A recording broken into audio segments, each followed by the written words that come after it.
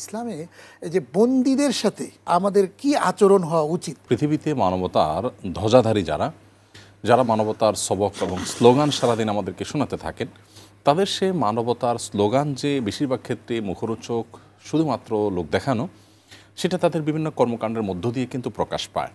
পক্ষান্তরে ইসলাম মানুষের অধিকার, মৌলিক অধিকার দেওয়ার ক্ষেত্রে যেভাবে সোচ্চার সেই শুরু থেকে ছিল, এখনও মুসলিমরা সেটিকে ধারণ করবার চেষ্টা করে।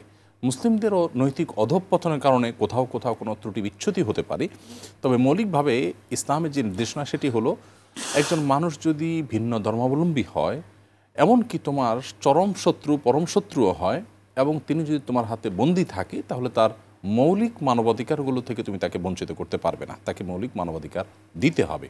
হামাসের কথা আপনি বলছেন যে সেখানে ইয়াহুদি বন্দীরা যারা হামাসের কাছে বন্দী ছিল, সেখানে যুদ্ধবিরতির মতো একটি ঘটনা ঘটেছে, যেটা গোটা পৃথিবীর মানুষের জন্য আনন্দের একটি বিষয়, যে একটি যুদ্ধবিরতি অন্তত আমরা পেলাম। হত্যাযজ্ঞ, ধ্বংসযজ্ঞ অন্তত কিছু সময়ের জন্য হলো থামলো। তো সেই ঘটনা আমরা দেখেছি যে হামাসের হাতে থাকা নারীবন্দী যারা ছিলেন ইয়াহুদিদের, সেই নারীবন্দীরা রীতিমতো তাদেরকে যখন মুক্ত করেছে, তাদের সেই ছবি দেখে বোঝবার কোনো উপায় ছিল না যে এটা আসলে কোনো বন্দির কোনো মুক্তি হচ্ছে এখানে। একেবারে সম্পূর্ণ স্বাভাবিক, সুস্থ, সাধারণ পোশাকে, হাসি খুশি মুখে। পক্ষান্তরে একই সময় যে ফিলিস্তিনি বন্দীদেরকে মুক্ত করা হয়েছে ইসরায়েলের তরফ থেকে, সেই বন্দীদের চেহারা যদি আপনি পাশাপাশি দেখেন, তো আপনার কাছে দিনের আলো মতো পরিষ্কার হবে যে তাদের সাথে কি আচরণ করা হয়েছে। তো দেখুন, যেখানে ফিলিস্তিনিরা মাজলুম, তারা নির্যাতিত, নিষ্পেষিত, তাদেরকে তাদের দখলদাররা তাদের ঘরবাড়ি, তাদের দেশ দখল করে নিয়েছে, এরপরে জুলুম চালাচ্ছে, যত ক্ষোভ সব তাদেরই থাকার কথা সবচেয়ে বেশি। সেই জায়গা থেকে তারা বন্দীদের প্রতি অমানবিক আচরণ করার কথা, কিন্তু আমরা দেখলাম কি উল্টো। তো এই শিক্ষাটাই মূলত ইসলাম আমাদেরকে দিয়েছে।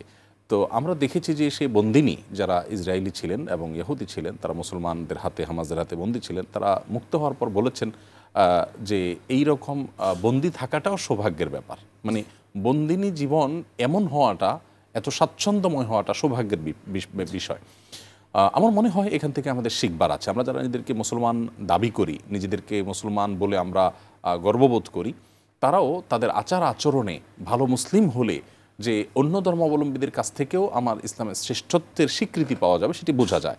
নবী করিম সাল্লাল্লাহু আলাইহি সাল্লামের জীবন আমরা দেখতে পাই যে একজন বন্দী ছিলেন, বনি হানিফার একজন নেতা ছিলেন মদিনার, তার নাম ছিল সুমামা ইবনে উসাল। তিনি বন্দী হয়ে যখন আসলেন, সাহাবীরা তাকে বন্দী করার পর যখন মসজিদে নববীর খুঁটির সাথে বেঁধে রেখেছিলেন প্রাথমিকভাবে, তখন নবী সাল্লাল্লাহু আলাইহি সাল্লাম তাকে দেখতে এলেন। দেখতে এসে তাকে জিজ্ঞেস করলেন, সুমামা কেমন আছেন?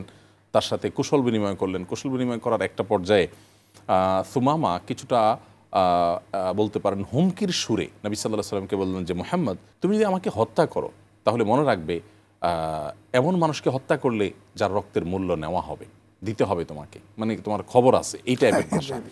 আর এর বিপরীতে তুমি যদি আমাকে মুক্ত করো, তাহলে তোমাকে আমি অঢেল সম্পদ দেবো, আমার অনেক সম্পদ আছে, তোমাদের অনেক টাকা পয়সার এখন অভাব চলছে, আমি জানি। নবী সাল্লাল্লাহু আলাইহি সাল্লাম তার এই হুমকি এবং প্রলোভন দুটি কথা শুনে তিনি মুচকি হেসে দিলেন এবং কোনো উত্তর করলেন না। পক্ষান্তরে সাহাবীদেরকে বললেন তার হাতের ঢিলটা, বাঁধনটা একটু সহজ করে দাও। তৃতীয় দিন রাসূলুল্লাহ সাল্লাল্লাহু আলাইহি ওয়াসাল্লাম আসলেন, একই আচরণ হলো। তৃতীয় দিন একই আচরণ হলো। দেখুন, এই জায়গায় আমরা হলে হয়তো মার শুরু করে দিতাম যে, কত বড় সাহস, বন্দি থেকে আমাকে হুমকি দিচ্ছ তুমি। নবী সাল্লাল্লাহু আলাইহি ওয়াসাল্লাম সম্পূর্ণ স্বাভাবিক ছিলেন, কতটা নিয়ন্ত্রণ করতেন নিজেকে। এরপর যেটি হলো যে, সুমামা ইবনে উসালকে তৃতীয় দিন নবী সাল্লাল্লাহু আলাইহি ওয়াসাল্লাম বললেন, বাঁধন খুলে ছেড়ে দাও, কোনো মুক্তিপণ না, কোনো টাকা পয়সা না, যেখানে অনেক টাকা তখন মদিনার মানুষের দরকার, ছেড়ে দিলেন।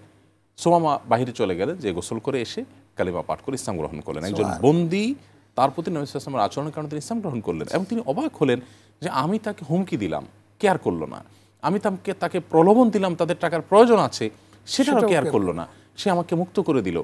ইসলাম গ্রহণ করে এরপরে তিনি বললেন যে, আমার কাছে সবচেয়ে অপ্রিয় মানুষ আপনি ছিলেন, আর এখন আমার কাছে সবচেয়ে প্রিয় মানুষ আপনি।